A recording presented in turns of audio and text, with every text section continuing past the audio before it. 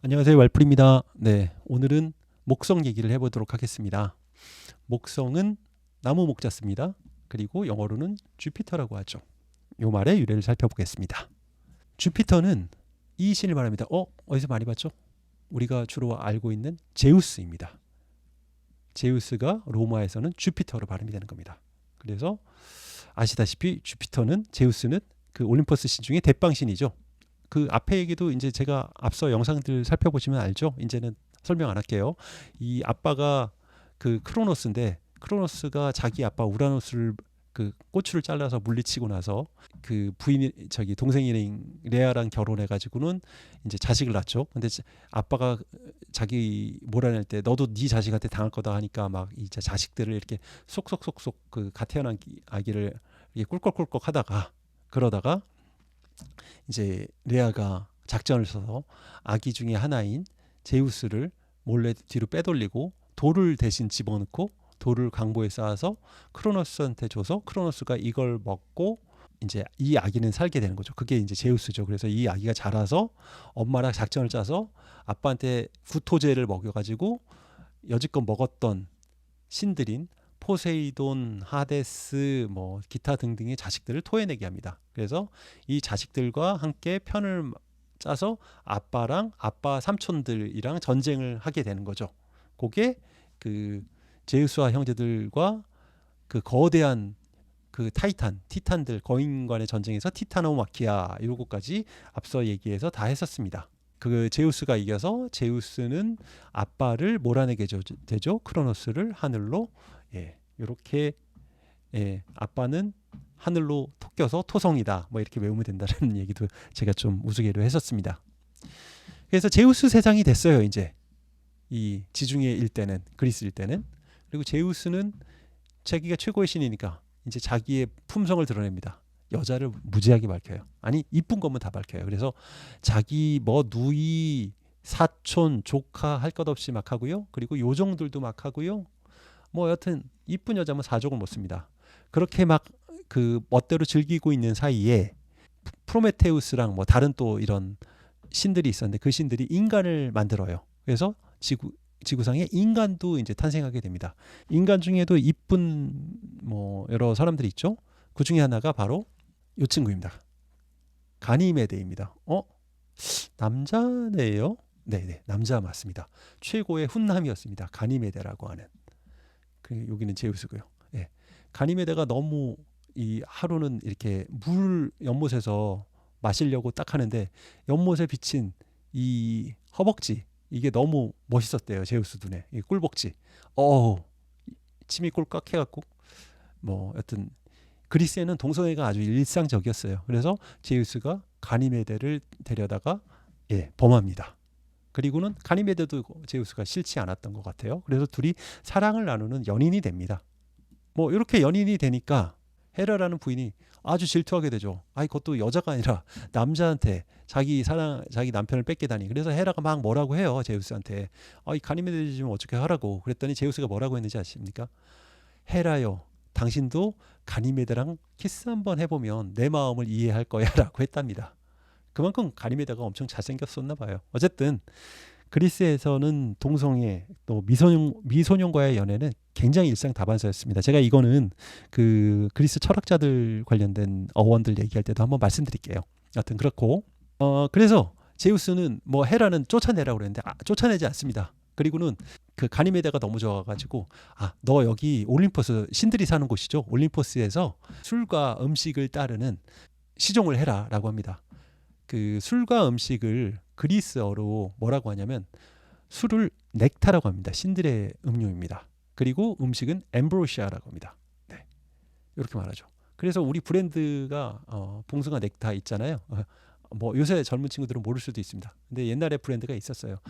그러고 보면 넥타라는 이 브랜드는 참 잘 만든 것 같아요. 그리스에서 생각을 해서 만든 거죠. 그리고 엠브로시아 샐러드라는 요리가 있어요. 그 메뉴가 있어요. 그게 다 요 그리스 어원을 가진 겁니다. 그리고 속초에도 이쁜 카페 네이버에 보니까 엠브로시아라는 카페가 여기 뭐 이렇게 있습니다. 예, 그래서 요 명칭을 쓰면 이 사람 그리스에 대해서 조금 좀 아는 신화를 아는 사람인데 이렇게 생각하시면 됩니다. 근데 이거를 하게 한 이유가 있어요. 왜냐하면 가니메데가 요 신들의 음식을 먹으면 영생하게 되거든요. 그래서 여기서 같이 있게 되니까 여기 그림도 보면 엉덩이가 뭐 그냥 아주 그냥 멋지게 이렇게 성적으로 딱 그려놨어요. 그래서 가니메데는 아주 멋진 남신으로서 불로불사가 올림포스에 계속 머물게 되는 겁니다. 제우스는 당연히 여성은 더 많이 좋아했어요. 그래서 그 얘기를 해볼게요. 이번에는 제우스가 이오라는 여성을 좀 범했던 일인데요. 그 이오는 이제 그 아르고스라는 그리스 내 이제 지방이 있는데 거기에 사투리로 달을 뜻한다고 해요. 그래서 그렇게 이제 이쁜 달처럼 아주 이뻤던 이렇게 반짝이고 하는 이쁜 여성이었는데 이 여성을 보고 너무 반해갖고 제우스가 얘를 어떻게 하지? 얘가 목욕하거나 이러고 있을 때 구름으로 싹 변해옵니다. 제우스는 이제 메타모르포시스라고 하니 몸을 이렇게 변형을 시킬 수 있어요. 그래서 구름으로 변해서 싹 이 이오가 모르는 사이에 싹 다가가고 응가응가를 합니다. 근데 이렇게 구름으로 변한 이유 중에 하나는 헤라가 이때 제우스를 엄청 감시하고 있었거든요. 그래서 이게 구름으로 변해야지 이렇게 헤라가 못 알아보겠지 해갖고 이렇게 변했던 거예요. 그런데 이거조차도 헤라는 그때 엄청 감시의 눈을 딱 하고 있었기 때문에 이 현장을 급습해 버립니다. 그리고는 제우스 어디 있어 막 이러니까 이제 제우스가 갑자기 급해진 거예요. 그 잭스를 하다가 여기 이제 키스도 하고 막 있는 이 그림인데 이러다가 헤라 왔네. 부인한테 걸리면 어떡하지? 자기 이 현장에 딱 걸리는 거니까. 그래서 어떻게 버리냐면 이 이오를 갖다가 소로 만들어 버립니다. 갑자기. 예, 이렇게 소로. 예. 이 사람이었던 모습에서 소로 변한 거죠. 이렇게 변하고 내가 여기 소가 있어서 멋져가지고 이렇게 있었어라고 이제 제우스가 둘러댑니다. 헤라가 왔을 때. 그러니까 헤라는 이제 사실 눈치챘죠. 남편이 이렇게 하는 거 보면 여자의 촉이라는 건 무시 못하는 거잖아요. 그래갖고 헤라가 이 소 너무 이쁜데 자기 놔주면 안 돼? 그랬더니 이제 제우스가 이제 좀 그건 좀 곤란한데 뭐 이러는데 당신은 모든 걸 다 가진 사람인데 째째하게 이거 안 주냐 뭐 이렇게 해갖고는 결국에는 이 소를 데려가 버려요. 그래서 이오를 띄워놓는데 성공을 합니다. 그래놓고 이 소를 묶어놓고 어딘가에 이제 섬 같은 데다 묶어놓고 이게 경비 이름이 갑자기 생각이 안 나요. 경비를 보기 위해서 아무도 못 다가오게 해갖고 이오로부터 제우스를 띄워놓습니다. 뭐 사실 이오로서는 너무너무 슬픈 거죠. 이게 아닌 밤중에 홍두깨잖아요. 자기는 아무 죄도 없는데. 그래서 막 그러고 있는데 어떻게 해서 그걸 탈출을 합니다. 그래갖고 이 바다를 건너서 막 도망가고 막 이 소가 온갖 고생을 다 합니다. 근데 도망가는 이 소한테 헤라는 또 화가 나가지고 이 소한테 그 흡혈파리를 보내가지고 막 괴롭히고 뭐하고 뭐 그럽니다. 그래서 결국에는 어떻게 되냐면 제우스랑 타협을 봅니다. 제우스가 내가 다시는 안 할 테니까 여기 내가 잘못했으니까 이 이오를 풀어줘라 해서 이오가 다시 인간으로 되고 제우스랑은 멀리 저기 그리스에서 반대 바다 건너에 이집트로 보내버립니다. 그래서 이집트에서 이오는 그 이시스 여신이 됐다. 뭐 이런 얘기들이 있습니다. 네, 그리고 이제 하나만 더 얘기할게요. 그 제우스 여성 편력이 워낙 심했기 때문에 이거보다 훨씬 많지만, 그 중에 하나로 이번에 인간 여성을 이제 범한 케이스입니다. 여기 여성이 하나 보이죠? 여기 이제 이름이 다나에입니다. 다나에. 여기도 이제 그리스의 아르고스 왕 아크리시오스라는 왕이 있었는데 그 왕의 딸입니다. 아주 예뻤어요. 이 다나에가. 근데 이 왕한테 눈에 넣어도 뭐 섭섭지 않을 그런 외동딸인데 이 왕한테 어떤 신탁이 주어지냐면 당신 손자한테 죽을 거야. 이런 신탁이 벌어져요. 딸 하나니까 얘가 자식 낳으면 그 자식한테 죽는다는 거잖아요. 그래서 아크리시오스 왕이 이거 큰일 났다 해갖고 이 이쁜 공주를 이 철탑에 가둬버립니다. 아무도 못 들어가게 해. 음식만 집어넣을 수 있는 틈을 준 거죠. 갖고 그냥 음식만 받고 이 공주는 여기에 갇혀 있어요. 근데 이 철탑에 갇힌 다나에를 제우스는 당연히 알고 있었겠죠. 그래서 제우스가 여기를 들어가려고 하는데 여기 철탑에 사람은 못 들어가지 않습니까? 그래서 또 몸을 변형시켜요. 이번엔 액체로 됩니다. 근데 비로 변하는데 비가 그냥 이제 일반 물비면 재미없잖아요. 그래서 제우스답게 황금비로 변합니다. 그래서 황금비가 이렇게 그 다나에한테 떨어지는 겁니다. 좀 좀 모양이 그렇죠? 예, 예, 예. 이렇게 해서 제우스는 B로 변해서 다나에랑 잭스를 합니다. 다나의 얼굴도 좀 상기됐네요. 예, 뭔가 야릇한 표정이죠. 이렇게 해서 다나에는 임신을 하게 됩니다. 임신을 해서 낳은 아기를 낳게 되는데 그 아기가 훗날 이 친구가 되는 겁니다. 페르세우스입니다. 들어보셨을 거예요. 반신반인 영웅이에요. 데미갓이라고 하죠. 예. 데미가 이제 반 정도, 반이라는 뜻이에요. 그래서 데미갓 하면 반신이라는 뜻이죠. 어쨌든 이 페르세우스를 낳게 됩니다. 페르세우스는 영어로 이제 펄시우스 이렇게 발음을 하죠. 그래서 펄시우스는 인간으로서 이제 다나의 아들로 잘 자랍니다.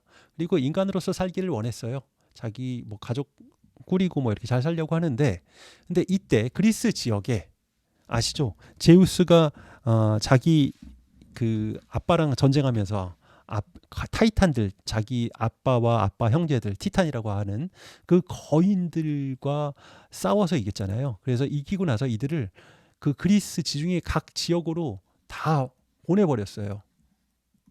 근데 얘네들이 이제 뭐 제우스랑 싸워서 어느 졌으니까 그쪽은 어떻게 대항할 수는 없고, 하지만 인간들한테는 굉장히 위협적이었을 거잖아요.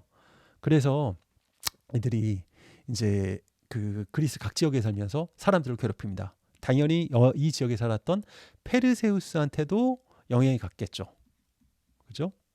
그래서 페르세우스는 자기 가족을 구하기 위해서 이들을 물리치는 모험을 시작합니다. 이게 페르세우스의 이제 영웅 신화예요. 그래서 페르세우스가 이 각 지방에 있는 이런 괴물들을 다 물리칩니다. 어디까지? 저쪽 서쪽 끝에까지. 그래서 서쪽 바다의 바다 괴물까지 물리치게 됩니다.